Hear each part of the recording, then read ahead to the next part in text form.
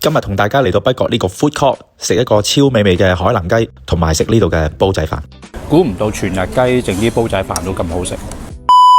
之前介紹過旺角一間叫做全日雞，都好受歡迎，大家食過都話好食。問我港島區有冇？其實去港島區都有間分店，不過喺 food court 入邊。呢間北角全日雞仲有煲仔飯食。俾個雙腸滑雞，跟住要多個瑤柱肉餅。好。俾多個半隻雞啊！半隻雞好。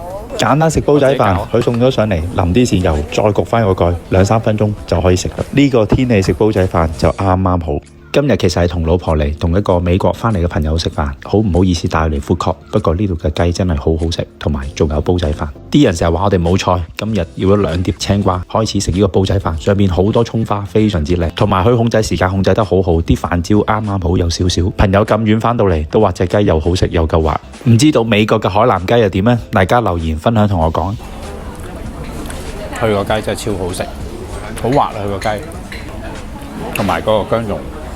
細一啊！天氣凍凍地，再食埋呢個肉餅煲仔飯，真係香到不得了。我好中意佢好多葱花，同埋個豉油呢唔會搞到好甜好甜，啱啱好。有飯焦啱啱好煮得，好實快，好實快。梗搶我最愛。嚟到港島區都可以食全日雞，超正海南雞飯，同埋呢間有煲仔飯啊，限定。希望大家將我分享介紹，拜拜。